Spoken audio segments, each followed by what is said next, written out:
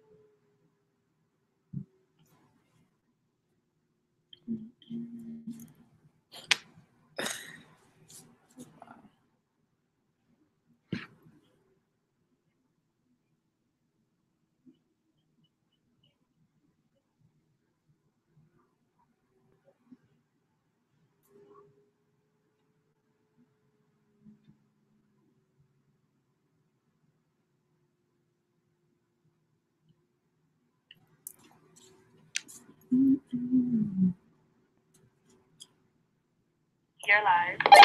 All right, so welcome back, everybody, to another week, another episode of my show. I'm Jordan, and this is taking a different perspective where I talk, discuss, review, and analyze all things film and media. So as you can tell from the title, today's episode is going to be another review episode. There were some movies that came out recently that, just over the past couple of days I was able to see. So I'm going to go ahead and talk about those.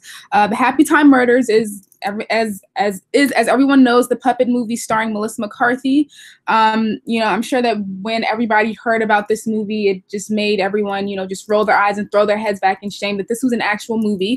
Well, that came out on August 24th, so that is going to be one of the movies that I talk about. And then Crazy Rich Asians, that is a movie that had a much warmer initial reception. There was a lot more expectation behind it, and so there was a lot more writing on it. That movie came out on August 15th, and so I'm also going to be talking about that movie as well. So going ahead and getting straight into these reviews, first starting with the Happytime Murders. Like I said, it stars Melissa McCarthy as well as Bill Beretta, Maya Rudolph, Elizabeth Banks, Dorian Davies, and Leslie David Baker. And the movie takes place in this world where people and puppets coexist, but the puppets are basically looked at like second-class beings. You have people that are openly offensive and discriminatory when it comes to their treatment of these puppets. And so when a former LAPD puppet named Phil Phillips, who was the first ever puppet cop, gets asked to take on this investigative case, he actually ends up becoming involved in another case where the cast of a popular 90s TV show called The Happytime Gang starts getting murdered. And so with the forced help from his former human partner named Connie Edwards, they both come together to try to solve the case. Now, this movie is exactly what you thought it would be: a raunchy puppet comedy that is not funny, has no real reason to exist, and that is just bad.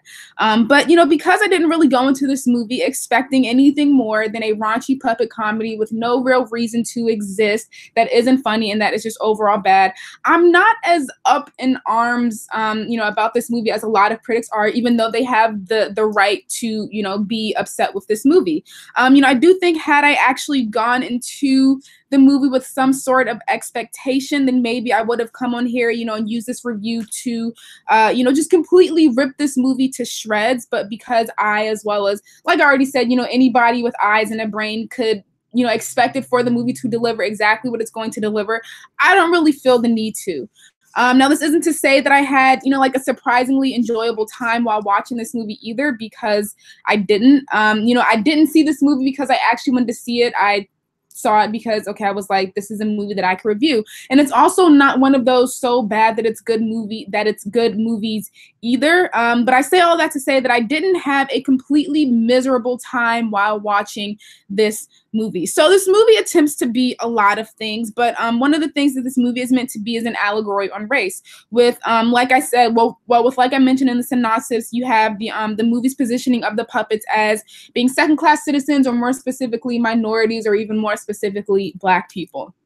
And so, if that part of the synopsis sounded familiar to you, then you are right, because it's basically Bright Part 2, but with puppets. But I do think where Bright actually shines, and that is every pun intended. And I also can't believe that I'm really saying that, because, well, if you've been with me ever since I started doing the show again back in, I believe, January, then you would know that I had an entire episode that was dedicated to talking about why Bright actually was that bad. So shameless plug, if you did see Bright and you did actually like that movie and you didn't really understand why you saw, mainly critics that were the ones that were saying how horrible this movie is, then go ahead and check out that other episode where I talked about Bright, because, I went really in depth with it. And I actually think that was like one of the more better reviews that I've done on this show. But anyways, getting back to the point at hand, where I think that Bright shines, and where this movie doesn't, is in how they handle their the social commentary. So Bright, even though, like I said, the movie was not good, Bright actually saw their social commentary all the way through to the very end. Now, granted, the social commentary may not have been that good. That was one of the gripes that I had with the movie, but at least they didn't just, introduce it in the beginning and then all but forget about it by the end in the way that this particular movie did. And then when it comes to this movie, The Happytime Murders, out of the little social commentary that we did get, it was pretty surface level. And so that is definitely where Bright and this movie, are alike, because that I remember that was another gripe that I had with the movie. There was just nothing that was extremely meaningful or poignant about anything that was supposed to like parallel our times in this particular movie. They would say, oh, don't puppets are dumb, they're stupid, all they want to do is just dance and sing, and that was pretty much it. Like, there was nothing else behind it.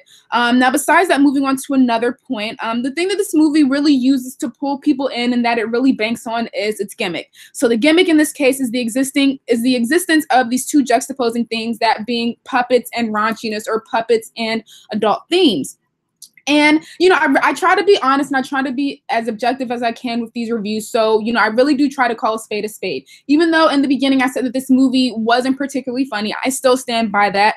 But I do think that there were a couple of decent comedic moments in the movie. They weren't like ha funny to me. I didn't laugh once while watching, but I did see some smart comedic moments in this movie. But I say all that to say that I feel like the movie relies too heavily on the inverting of the idea of what a puppet is supposed to be associated with. So I feel like they relied too much on the gimmick and really didn't do much with it. To me, it felt like the writers or the filmmakers or whomever were like, oh yeah, the fact that it's puppets and it's adult themes is enough, right? That'll be the thing that'll keep us afloat. We don't really have to do too much. We don't have to try to make our comedy more smart, because, well, it's puppets doing adult things. And like I said, that's enough. But it's like, no, that can only get you but so far. And so even though, like I said, there were some smart comedic moments, not a lot, but there were a couple. Overall, the movie it wasn't that funny. The humor really did fall flat in a lot of cases.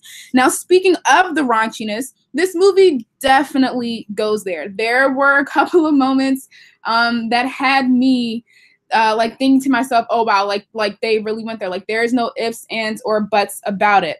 Even though the movie definitely dropped the ball in a lot of different places, I think that the raunchiness, I guess you could say, is where the movie shines. And so, if for some reason you were looking forward to this movie, and if the raunchiness was one of those things that you were looking forward to, then I do not think that you will be disappointed, because, like I said, they go there. And I don't really want to get into specifics, because, if you do decide to see the movie, I don't like to spoil anything, but yeah, it's a lot. And so, yeah, I guess I would say A+ on the raunchiness and the obscenity of it all. Now, another thing that I actually wanted to give props to was the actual puppetry.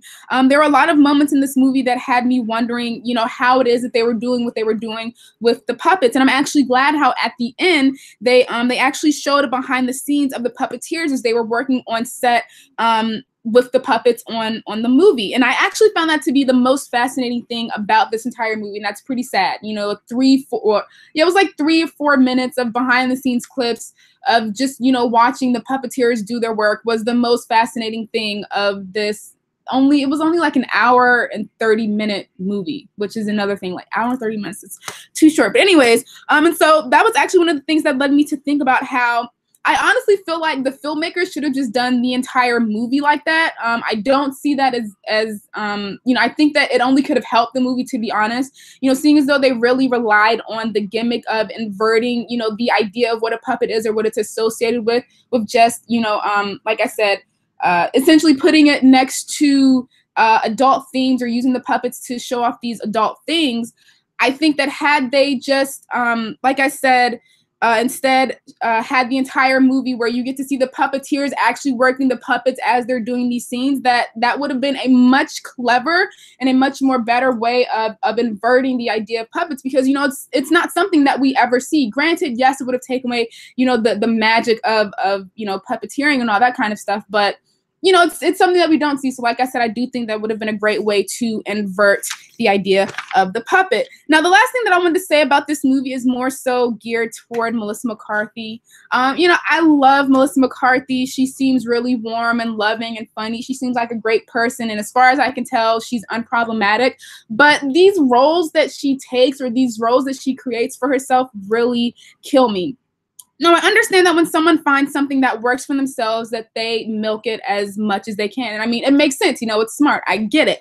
But you know, we all also know that there can also be, you know, great reward in just stepping out of that comfort zone and really challenging yourself. And I believe that that's the case, especially when it comes to something like art. You know, when you're producing the same thing over and over and over again, it can get really stale and really boring after a while. And so when I see actors giving me the same kind of characters, or that are starring in the same roles over and over and over again, it really grinds my gears. And Melissa is unfortunately one of those people. And I'm not saying that I hate these characters that she takes on, and I'm not saying that she can't take on these kinds of roles ever again, but you know, the ratio of the kinds of characters that she always plays versus all the other ones that she doesn't play is just off. And so yeah, I want more from her in the way that I want more from people like Jennifer Aniston and Zac Efron. Like, I know that they have the acting chops, just show me more. You know, I did see Melissa in that movie St. Vincent with Bill Murray that came out a couple of years ago. That was pretty good. And then there was also another movie called Cook Off, which I'm not saying that you need to see that movie. It was a movie that I saw because I had to review it for Punch Drunk Critics. But yeah, the character that she plays in that movie was definitely a bit different from the kinds of characters that we see, that we usually see her play. And I also know that she has a new movie coming out pretty soon that is a departure, that is a drama, and that is a pretty big departure from the kinds of characters that she usually plays. And I know that there's already some Oscar buzz that's surrounding this role, even though, like I said, it's not out yet. People are already talking about Oscars because Oscar season is coming up. And so, yeah, I'm really excited to see her in that kind of role because, like I said, this is something different. And, you know, at the very least, I'm just hoping that that kind of role will get the ball rolling, you know, and just have her challenging herself more as an actor. Because like I said, I see the potential. I know that it's there. I know that she can do it. And I want more. And so with that being said, I mean, overall, do I recommend this Happytime Murders movie? Of course not. This movie was horrible. I said that in the beginning. But if you were looking for a trash movie, right, we all know what it's going to be. And if that was something that you were looking forward to, then I mean, go ahead and waste your money on it. I mean, that's all I can really say about that. Now, going ahead and moving on to the other movie I'm going to be talking about for today, Crazy Rich Asians. It stars Constance Wu, Henry Golding, Michelle Yeoh, Awkwafina, Gemma Chan, Ken Jeong, and Harry Shum Jr., and a bunch of other people, but those were just some of the people. Now, this is actually the first romantic comedy with Asian, well, we'll say, I guess, first American romantic comedy with Asian leads, and also the first major Hollywood movie in 25 years to feature a majority or all Asian cast. And the movie is based on the bestseller about a native New Yorker who goes to Singapore with her boyfriend for a wedding and to also meet his family, whom she does not know is crazy rich. Now, I am a sucker for a good romantic comedy. Before I got into, or, you know, was allowed to watch, you know, the raunchy comedies, the dark art house dramas, the indies, the documentaries. So basically, before I became, you know, a conscious film enthusiast, because I've always loved movies, but it wasn't until, you know, a few years ago that I became conscious of this love and this passion, and I said, okay, I need to, you know, be more active in my movie watching and things like that. Romantic comedies were my thing, and they still are. You know, there's something about fantasizing about these romantic scenarios that in a good chunk of instances can definitely be seen as problematic, and in a majority of instances will actually never come to fruition. That just fills my heart. I love romantic comedies, but, you know, they don't really make them like they used to. And anybody that, you know, grew up on the romantic comedies from the 90s or even the early 2000s like me will probably understand where it is that I'm coming from. But, you know, when I found out about this movie, And when I found out that, like I said, the Hollywood machine was behind, we have a major studio that's behind this movie. You know, they weren't just dumping it on the public. They were actually, you know, pushing this movie. And then when I found out, you know, how important this movie is. So like I said, this is the first romantic comedy with Asian leads and the first in 25 years to have an all Asian or majority Asian cast. And then we have an Asian director. I was like, okay, you know, I'm interested in seeing this movie. And so then when the movie actually came out and I saw how people were saying how great it was, I was like, all right, I need to go see this movie. And I have to say that, guys, I really, really, really enjoyed this movie. It was really good. I honestly have no big complaints about this movie. I mean, outside of the fact that, yes, I do think that the subplot with cousin Astrid and her husband could have been fleshed out a bit more. And then also looking at the movie as a romantic comedy, you know, it is a bit generic, but that particular flaw, I don't really see as being a flaw personally, because like I said, I've grown up loving romantic comedies and knowing that they are going to follow certain beats. Well, most of the time they are going to follow certain beats. And so I didn't really expect anything different or revolutionary, you know, from this particular movie in that way. I honestly think that the genericness of romantic comedies is probably one of the things that I actually love about the genre. Now, I can't put my stamp of approval on that statement because it is something that I just kind of popped into my mind, and I thought that it sounded good, but I don't necessarily know how much I stand behind it. But if I do stand behind it, like if I do think about it more, and it turns out that the genericness of romantic comedies is something that I actually do love about it. The way that I see it is, you know, it's basically like a lovable flaw. You know, it's one of those things that I've come to value and appreciate over the years. And so for me, it's just kind of like, it is what it is. Like, I don't really expect, you know, something incredibly thought-provoking or mind-boggling when I'm watching a romantic comedy. But I mean, other than that, like other than those flaws or perceived flaws, like I said, I really enjoyed this movie. This was an overall really fun experience. And I love you know, being able to go into a movie, whether it's conscious or not, and just being able to take off that film reviewer or that film critic hat and just being able to enjoy whatever it is that is on the screen. And this movie definitely allowed for me to do that. Yes, I am reviewing the movies. But yeah, so the movie itself, it's a great looking movie. The costumes, the scenery, the production design, all of that stuff, it's just, it was great. Now, besides that, I feel like the movie actually did a great job in creating the right kind of emotion and reaction that the audience is meant to have. I thought that the comedic moments worked really well, and then when it came to the more sappy moments, I felt like I was going to shed a few thug tears, I'm not going to lie.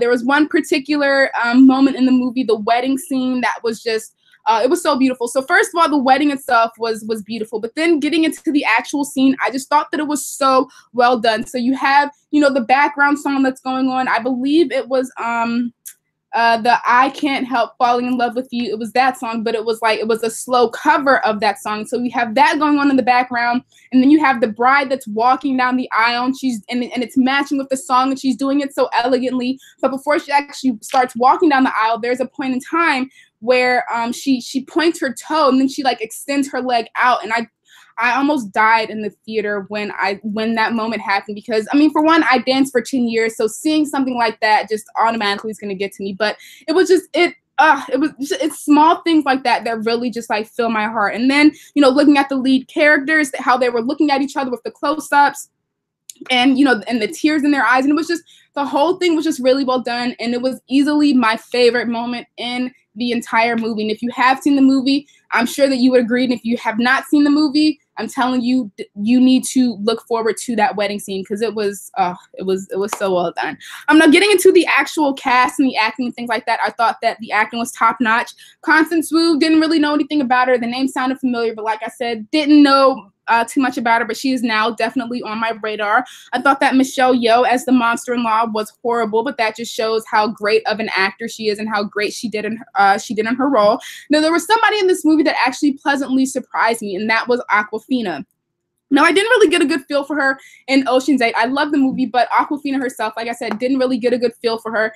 And, you know, as we all know, she also has that black accent that she does. Now, I'm not someone that is going to be quick to, you know, condemn somebody or call them problematic for the way in which it is that they act, because for all we know, Awkwafina could have very well grew up around black people. So I can't really condemn someone for how it is that they act, if that is what they grew up, or if that is what they grew up in. That's how culture in your environment works.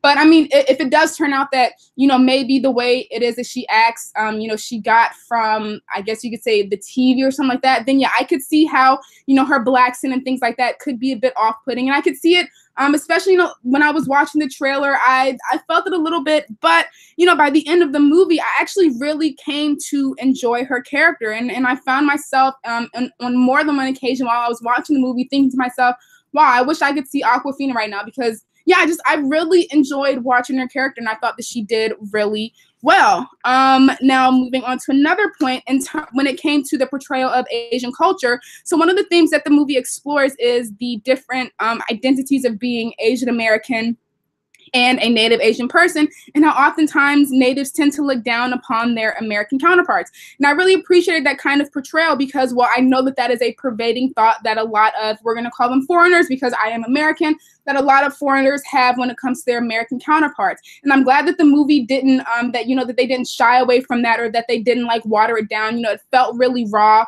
and honest, and I love that. Now, besides that, one of the things that I found out when I was looking through, other people's reviews and thoughts of this movie, I came across this one article that talked about how they saw a bit of a flaw in the way that the Asian American identity was portrayed, because for them, and the writer was Asian American, they talked about how a lot of them feel as if they're neither here nor there. And I found that to be pretty eye-opening because, as you can see, I am not Asian American. But besides that, I don't have family that comes from, another country. All of my family is from here. And so, I don't really know what it feels like when it comes to that kind of conflict of, your culture and your identity.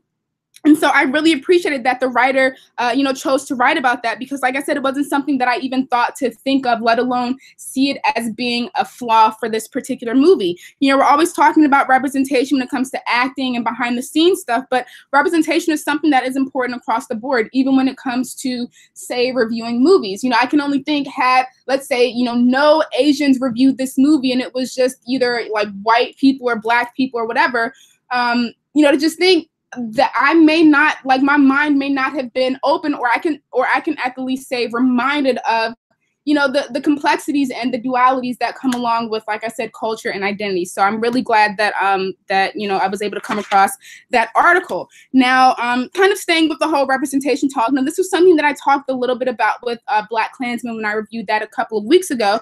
But this movie is very Asian. There's a lot of Asian culture in it, as it should be. And so, there were, a lot of things in this movie that I was not familiar with, or jokes, or just references that I knew went over my head. And that was something else that I actually really appreciated about the movie, because, I knew that I was being, exposed to something that I'm not usually exposed to.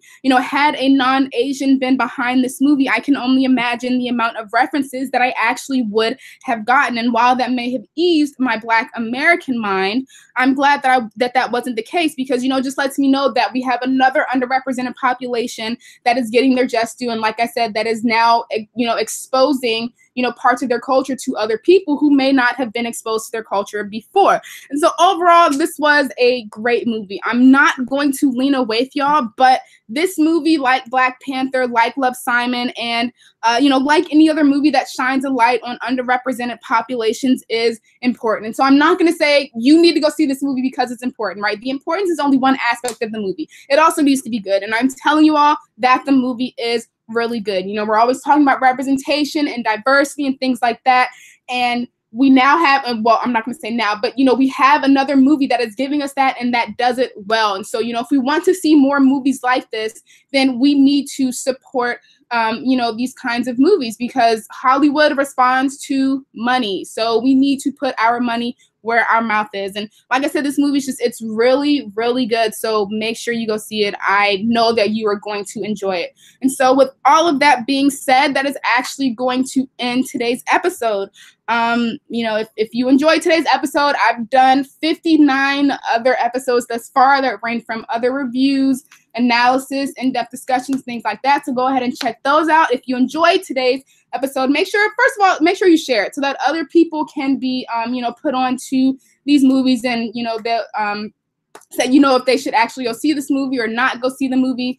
If you had any comments, questions, or concerns about anything that was talked about today, you can always hit me up on Facebook at Jordan, Chisley, or on Twitter at JORDI Reviews, and we can get some conversations going. Now, in terms of next week, this is deja vu to the max. But next week is actually going to be my last episode, well, last show on this particular platform. One of the things that I talked about in my review today when I was talking about Melissa McCarthy is, you know, how there can be great reward in challenging yourself and taking yourself out of your comfort zone. And so I am now in a space where I am actively implementing that into my own life. And so I feel like by letting this go, right, by closing this chapter of my life, that it'll finally really force me to do what it is that I've been wanting to do and talking about that I've been wanting to do for a long time, and that is YouTube. If you have been with me for a long time, you would know when I stopped doing the show last year, I talked about how I wanted to start a YouTube channel. And as you can tell, I mean, I did start the YouTube channel, right? I have actually been streaming on YouTube for a couple of months now, but I haven't been creating the kinds of content that I want for YouTube just yet. But I'm telling you all that it is something that is happening.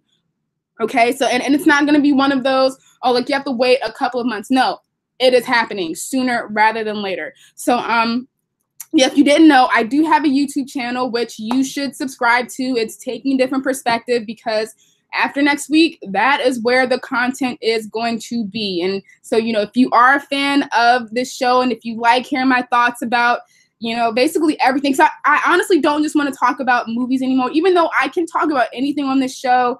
I do feel a bit limited because I say, you know, I talk all things film and media, but I don't just want to talk about film and media. I want to talk about some other things too. So yeah, make sure you subscribe to that channel, Taking a Different Perspective, so that you do not miss out on the content. And so, yeah, I mean, I'll say all of this next week as well. But yeah, in terms of next week, even though it will be my last show, I will be back next week, like I said. So make sure you are here at 12:30 next Tuesday so that, you know, you can be a part of the last show. But yeah, with that being said, that we'll go ahead and end today's episode, and I will see you all next week. All right, bye.